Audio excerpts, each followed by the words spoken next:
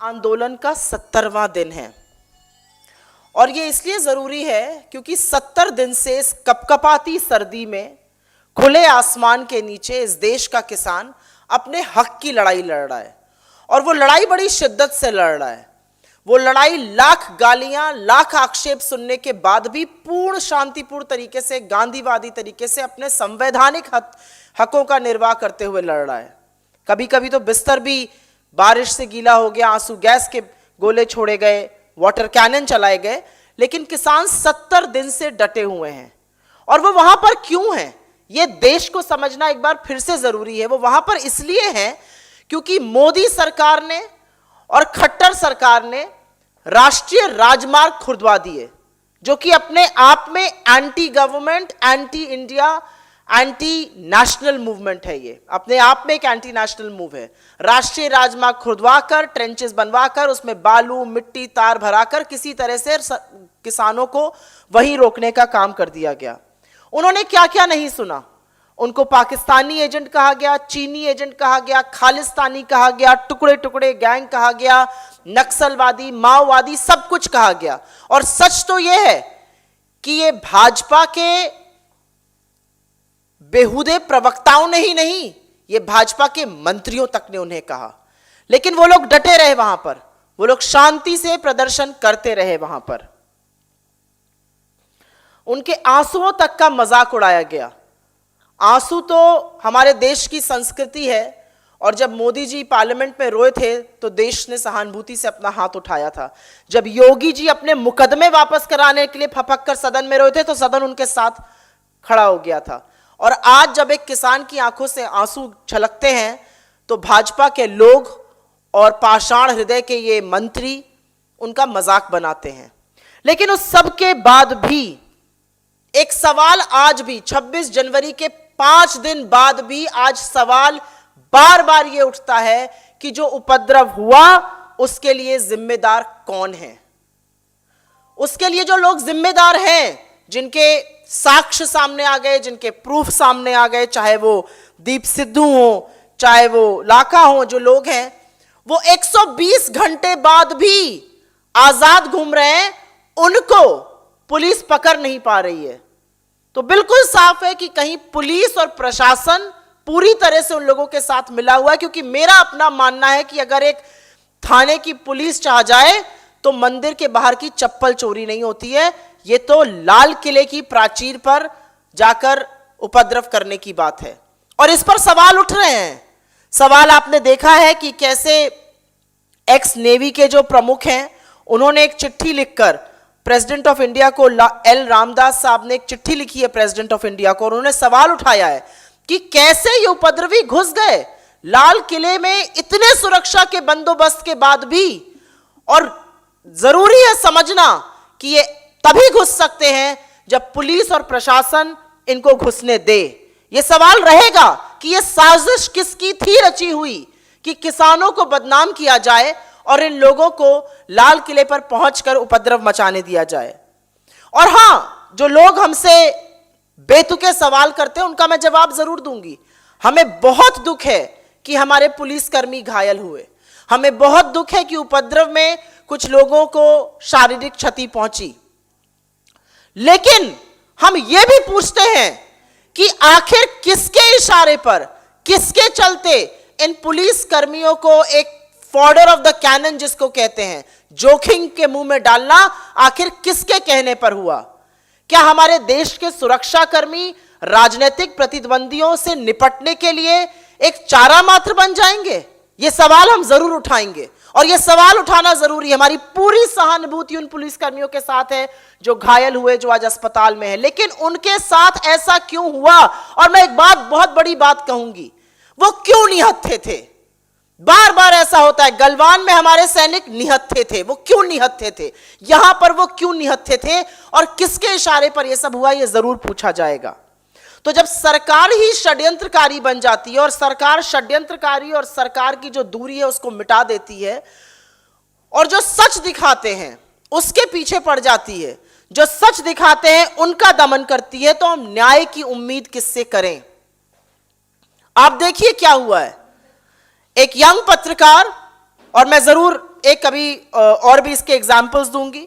एक यंग पत्रकार सच दिखाता है, वो सच दिखाता है, वो किसान भी है, किसान का बेटा भी है, वो सच दिखाने के लिए रिपोर्टिंग करता है।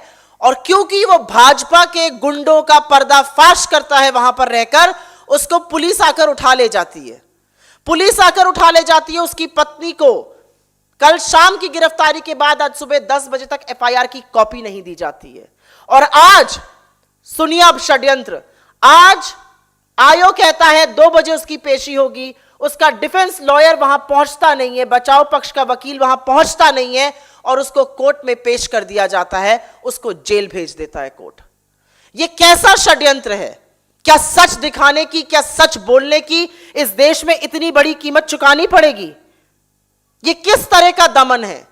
यह किस तरह का प्रेशर सरकार डालना चाह रही है? और यह सिर्फ छोटे पत्रकारों पर और सच दिखाने वाले पत्रकारों पर नहीं है। आपको पता है कि कैसे इसी सरकार ने, और मुझे बिल्कुल भी अचंभा नहीं है, बिल्कुल भी हतप्रभ नहीं है कि कैसे यह बर्बरता योगी आदित्यनाथ की सरकार की चौखट से ही शुरू होनी थी। आपको पता है कांग्रेस के सांसद शशि थरूर जी के खिलाफ और बहुत जाने माने पत्रकारों के खिलाफ सेडिशन के मुकदमे दर्ज हुए सेक्शन 153A के अंतर्गत। और सेडिशन क्या, देशद्रोह क्या होता है? इस सेक्शन के अंदर कहा जाता है कि इन्होंने जानबूझकर एक साजिश रची, कि क्रिमिनल कॉन्स्पिरेसी करी। बहुत सारी बातें जो है इस सेडिशन लॉ के अंदर आती हैं। उसमें मृणाल पांडे हैं, उसमें राजदीप सारदेसाई हैं, जफर आगा हैं, अनंतनाथ हैं, विनोद होजे हैं, राकेश नाथ हैं, ऐसे बहुत सारे लोग हैं। तो क्या सच दिखाने वालों का मुंह बंद करने के लिए इस तरह की साजिश, इस तरह का षड्यंत्र अब चुनी हुई सरकारें रचेंगी? और मैं पूरी आशा और पूरा विश्वास कहती हूं कि अगर आप इनके इशारों पे नाचते रहिए, अगर आप इनके मुखपत्र बन जाइए, अगर आप इनकी आरती उतारिए, इनका चरण वंदन करिए, तो आप देश के निर्भीक और निडर पत्रकारों में गिने जाते हैं। तो क्या हुआ कि देश की राष्ट्रीय सुरक्षा के जो बड़े बड़े सीक्रेट्स होते हैं, जो बड़े बड़े राज होते हैं, वो व्हाट्सएप पे लीक होकर चलते हैं। लेकिन आप चरण वंदन करिए तो आप बहुत बड़े पत्रकार बोले जाते हैं। और जो सच दिखाता है उसके खिलाफ मुकदमे, उसके खिलाफ देशद्रोह की साजिश रची जाती है। मतलब ये कौन सा लोकतंत्र है? और क्या इस लोकतंत्र की परिकल्पना करी गई थी? और मैं एक बात जरूर कहूंगी, उत्तर प्रदेश के कुछ मामले आपके सामने लाने जरूरी हैं। आपको याद ही होगा, और हम सबके एक जमाने में रूह कांप गई थी जब यह हुआ था। पवन जायसवाल नाम का एक युवक था, उसने सच दिखाया कि कैसे मिर्जापुर में नमक रोटी खिला रहे थे बच्चों को, उसको जेल में डाल दिया गया। ट्वीट करने वाले प्रशांत कनौजिया को जेल में डाल दिया गया। एक बच्ची कैसे देवरिया के जिला अस्पताल में कोविड के दौरान पोछा लगवाया जा रहा था, अपनी मां के साथ भर्ती थी, संतोष जायसवाल को जेल में डाल दिया गया। सुप्रिया शर्मा ने दिखाया कि कैसे बनारस में प्रधानमंत्री जी के संसदीय क्षेत्र में गांवों में क्या संरचना हो रही है, किस तरह की बर्बरता है, उनके खिलाफ मुकदमा दर्ज हो जाता है। सिद्दीक कंपर को अभी भी बेल नहीं मिली है, मुनव्वर फारूकी को अभी भी बेल नहीं मिली है। और कल, और यह बात जानबूझकर योगी सरकार करती है क्योंकि सत्य दिखाने वालों के खिलाफ वो खड़ी रहती है। कल वायर ने एक स्टोरी करी थी कि कैसे जिस किसान की मौत हुई थी आईटीओ पर, उनके पिताजी को कोट करते हुए एक स्टोरी करी थी। उन्होंने कहा कि ऑटोप्सी करते हुए डॉक्टर ने कुछ संशय दिखाया और उन्होंने कुछ बुलेट की बात करी। उस स्टोरी को लिखने के लिए सिद्धार्थ वरदराजन पर एक सेडिशन चार्ज लग जाता है। यह सिर्फ पत्रकारों के खिलाफ नहीं है, यह उन लोगों के खिलाफ है जिनके लिए और जिनका सच पत्रकार दिखाते हैं। तो कहीं पर एक सभ्य समाज को और कहीं पर हम सबको सोचना होगा कि आजाद हिंदुस्तान है, क्या आजादी के वाकई में 74 साल निकल चुके हैं? क्योंकि कभी कभी जब सोकर उठती हूं आजकल तो लगता है हम ब्रिटिश हुकूमत से भी बदतर हो गए। लाला लाजपत राय ने 1908 में केसरी में एक आर्टिकल लिखा था, miss Fortune of the country, उसके खिलाफ उनको सेडिशन चार्ज फेस करना पड़ा था। आज वही असलियत पत्रकारों की है, क्योंकि किसानों की असलियत, किसानों का सच, किसानों का दर्द, किसानों की परेशानी जो दिखाएगा वो इस सरकार के हत्थे चढ़ जाएगा। उसके खिलाफ हर तरह के मुकदमे, हर तरह का देशद्रोह, हर तरह की बातें होंगी। और आप इनकी बातें करिए, इनका पक्ष दिखाइए, इनके साथ उपद्रव मिलकर करिए, तो आपको 120 घंटे तक पकड़ा नहीं जाएगा। मुझे लगता है लोकतंत्र को जिस तरह से यह सरकार केंद्र में और इनकी सरकारें जहां पर भी हैं, और मैं सूबे की बात करूंगी, उत्तर प्रदेश की, जिस तरह से लोकतंत्र को खोखला किया जा रहा है, जिस तरह से संस्थाओं का दमन किया जा रहा है, जिस तरह से निर्भीक पत्रकारों पर अटैक किया जा रहा है, वो वाकई बहुत चिंतनीय है। और मुझे ऐसा लगता है कि इस किसान आंदोलन में सरकार ने अपनी असलियत दिखा दी है। और मैं जाते जाते एक बात जरूर कहूंगी, आज मन की बात में सुना मोदी जी ने कहा कि उनको बड़ा दुख है जो लाल किले पर हुआ। दुख है तो 120 घंटे तक जिसने लाल किले की प्राचीर पर उपद्रव किया वो फरार क्यों है। तिरंगे के साथ दुख होने की बात आप मत करिएगा, क्योंकि आपके आरएसएस ने 53 साल तक तिरंगे का तिरस्कार किया है। आप जिस तिरंगे से पसीना पोंछते हैं वो आपके लिए कपड़ा मात्र हो सकता है, हमारे लिए वो गर्व है, हमारा स्वाभिमान है, हमारी पहचान है। आप जिन लोगों को फॉलो करते हैं, और आप और अमित शाह जिन लोगों को फॉलो करते हैं, और यहां पे नाम है मेरे पास लेकिन क्यों मैं उनको इतनी तवज्जो दूं, वो लोग गांधी की पुण्यतिथि पर गोडसे का जय जयकार करते हैं। तो राष्ट्रवादी बनकर पूरे देश को देशद्रोही मत घोषित कर दीजिए। एक बात याद रखिएगा, जो आपने किया है किसानों के साथ वो अब पूरा देश समझ गया है, और अब किसान अकेले नहीं है इस आंदोलन में, पूरा देश उनके साथ खड़ा हुआ है। आप एक पत्रकार को गिरफ्तार करिएगा, 10 और खड़े होंगे सच दिखाने के लिए। धन्यवाद। Do I make a brief statement in English? It is the 70th day of the protest by our farmers. They have been forced to sit at our borders and forced by a insensitive, obstinate, stubborn government that itself dug trenches that refused the farmers any entry in Delhi. And for anybody who tries to show their plight, who tries to show their pain, this government will go after them. Whether it is people in social life, people in political life, or journalists. A very young journalist by the name of Mandeep was arrested. Mandeep Punia was arrested, and he was in fact presented before the court even before his defense lawyer could reach. और मैं एक बात आप लोगों के माध्यम से और कहूंगी, और ये चिदम्बरम जी ने इस बात को उठाया भी है कि हमारे कॉन्स्टिट्यूशन की जो बेंच थी जस्टिस रविंद्र भट्ट की, और फिर एक दूसरी बेंच जस्टिस चंद्रचूड़ ने बहुत क्लियरली कहा है कि बेल रूल है और जेल एक्सेप्शन है। हम जब कोर्ट्स की तरफ देखते हैं तो हम आशा करते हैं कि फिर से वो चीजें लागू होंगी, क्योंकि ऐसा लगता है कि बेल एक्सेप्शन बन गया है और जेल रूल बन गया है। We strongly condemn the sedition cases that they have filed against our own MP Shri Shashi Tharoor ji, or the kind of sedition cases filed against journalists like Rajdeep Sardesai, Mrinal Pandey, Zafar Agha, Anant Nath, Vinod Hose and Rakesh Nath. And we condemn it because these are the people who are trying to show the real face of the farmer, who are really trying to bring to light the plight of the farmers. And instead of standing with them, instead of letting them do their job honestly, this government goes after them. And I'm not surprised at all that it all began in Uttar Pradesh. It had to begin in Uttar Pradesh, because in Uttar Pradesh, to tell the truth, to open your mouth to speak to the truth will land you in jail. And I will only quote cases of Prevan Jaiswal, who brought to light the Mirzapur salt and roti case, or Prashant Kanojia, who tweeted, or Supriya Sharma, or for that matter Santosh Jaiswal, who tweeted and showed in a video how in Devariya a little girl was made to mop the floors when her mother was admitted during COVID. Instead of going after the perpetrators, instead of going after the culprit, they actually go after people who bring truth to light. The Wire is being penalized. Siddharth Vardarajan faces a case as of yesterday because his platform showed what the slain farmer's father had said. So at some level, democracy is being weakened with every passing day. Institutions are being destroyed. And it's not just the Congress party who is saying so. People are raising questions. We are extremely, extremely upset with what happened on the 26th of January. We stand in solidarity with our forces. We stand in solidarity with the policemen who've been hurt physically. But we would want to ask, who fed them as fodder? Are they mere pawns in a conspiracy that the government tries to stitch? I think that's a question that all of us will ask. I will only end by saying, It's been 120 hours. People who are responsible for demonizing our farmers, people who are responsible for the kind of incidents that we saw at the Red Fort are still at large. And at some point, the Home Minister will have to be answerable. The government and the Prime Minister will have to be answerable for all of this. Yes.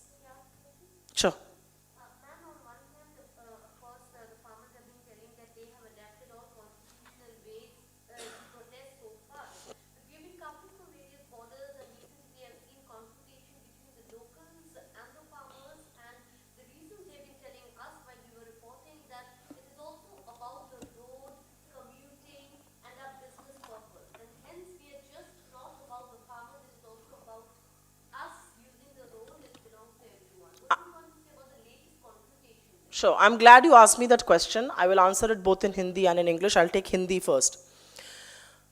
Video के साक्ष्य मौजूद हैं कि कैसे जहां पर तथाकथित locals बोले जा रहे हैं वो बीजेपी के ही लोग हैं, बीजेपी के ही गुंडे। और मैं दो लोगों का नाम जरूर लूंगी। उसमें एक अमन कुमार हैं जो बीजेपी के नेता हैं, जिनकी मनोज तिवारी और होम मिनिस्टर अमित शाह सबके साथ तस्वीरें हैं।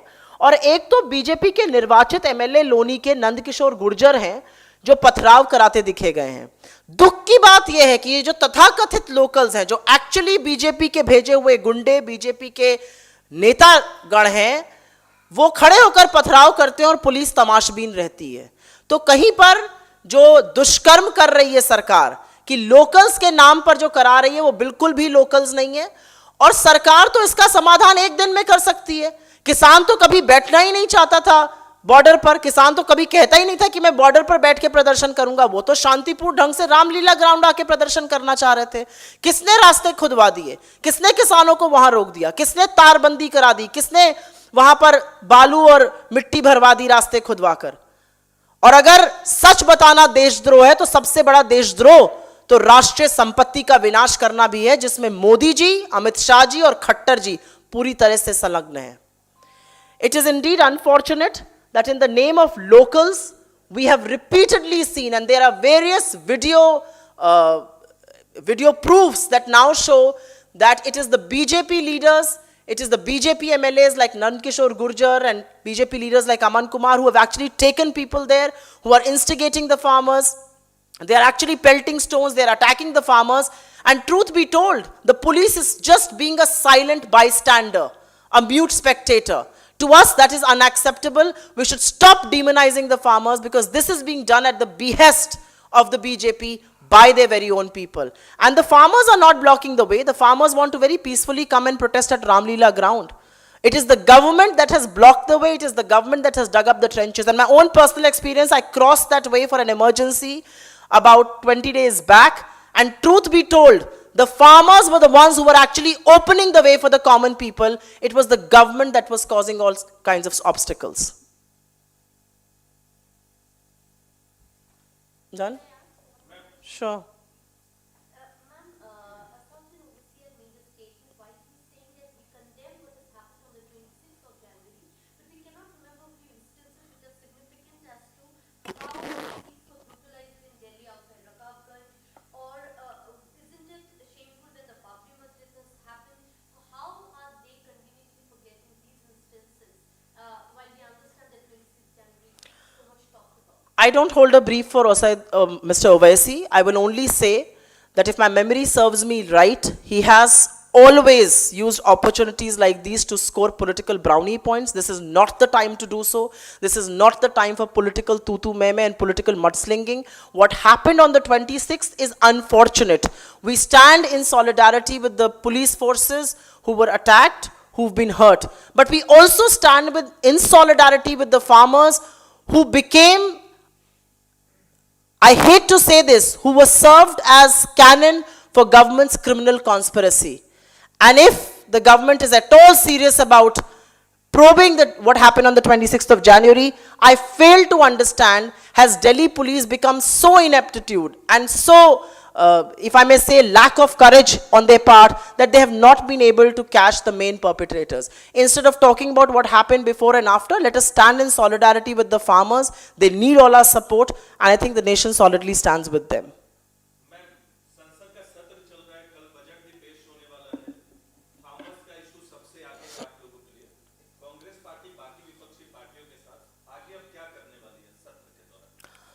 कल जो बजट की आपने बात करी, हम उससे आशा अगर पहले होता तो बहुत करते, क्योंकि एक बड़े विकट टाइम पर ये बजट आ रहा है, जिस समय अर्थव्यवस्था पूरी तरह से ध्वस्त हो चुकी है। और ये कोरोना के कारण नहीं हुई है, अर्थव्यवस्था का ध्वस्त होना 2 साल पहले से ही शुरू हो गया था और कोरोना ने उसको और बद से बदतर बना दिया और चीन हमारे घर में घुसा हुआ है। तो हम तो आशा ये कर सकते थे कि इंफ्रास्ट्रक्चर पर, डिफेंस पर और स्वास्थ्य पर ज़्यादा खर्चा होगा, पर अभी तक का इस सरकार का ट्रैक रिकॉर्ड ये बताता है कि आप इनसे जितनी आशा करिएगा उतना ही वो आपको निराश करेंगे। जहाँ तक कांग्रेस की स्ट्रैटेजी की बात है, हम पूरी तरह से किसानों के साथ खड़े हैं और हम हर प्लेटफॉर्म पर किसान का मुद्दा ज़रूर उठाएंगे, क्योंकि बिना किसान की बात हुए बाकी सारी बातें करना बेनामी है इस देश में।